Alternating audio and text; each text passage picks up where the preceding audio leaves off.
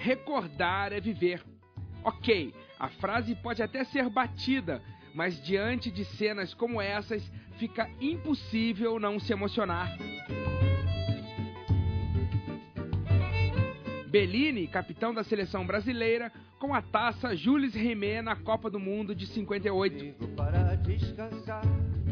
As arrancadas e chutes fulminantes do furacão Jairzinho. Os lançamentos precisos de Rivellino. Os pênaltis defendidos por Taffarel. E as confusões de Edmundo, o eterno animal. Isso sem contar os gols do rei do futebol, Pelé. É opinião, é muita paixão. As curiosidades e conquistas desses e outros craques foram parar no livro Os 100 Melhores Jogadores Brasileiros de Todos os Tempos, uma espécie de publicação colaborativa. A ideia partiu de dois craques do jornalismo esportivo, mas a escalação do time dos sonhos ficou a cargo dos internautas.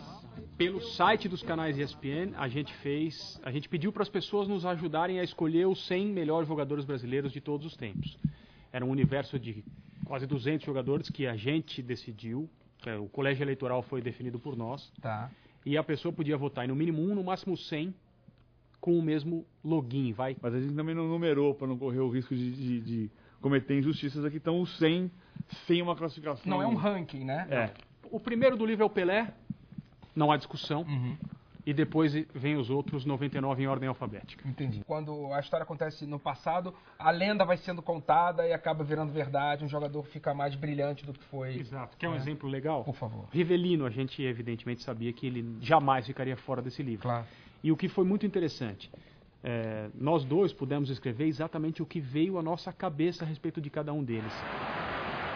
Com os 100 melhores definidos, a dupla foi a campo buscar mais informações. A intenção era deixar os textos mais saborosos, mas para isso, PVC e André precisaram driblar certos obstáculos. O texto do Galvão é interessante porque foi praticamente escrito pelo Falcão. Eu liguei para o Falcão para conversar sobre o Mauro Galvão. A lenda que se contava, que eu já tinha ouvido de várias pessoas, é que teve uma jogada nesse treino em que o Mauro Galvão pegou a bola no campo de defesa, tocou no meio de campo, recebeu na frente, saiu na cara do goleiro e perdeu o gol porque tentou fazer um gol bonito demais.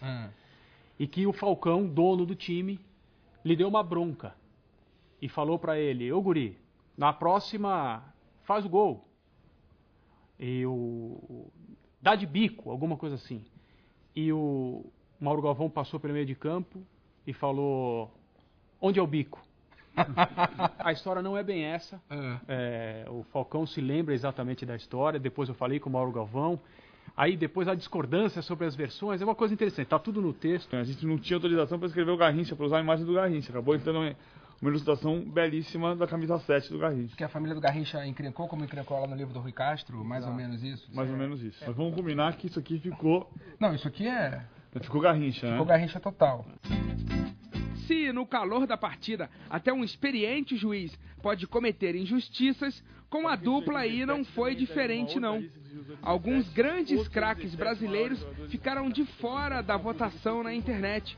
O jeito foi simular uma prorrogação e colocar mais um capítulo no livro. O livro tem um capítulo chamado Injustiças, que são as nossas, por não termos colocado no colégio eleitoral jogadores que deveriam estar. Lapsus, Edu dos Santos, por exemplo. A gente pede perdão a ele por ele não estar no livro por nossa culpa. E as injustiças provocadas pela eleição. O Mauro é a grande. Zico, ex-jogador e atual diretor de futebol do Flamengo, foi escalado para representar os colegas e assinou a orelha do livro. Por que o Zico para representar os 100 melhores jogadores brasileiros de todos os tempos?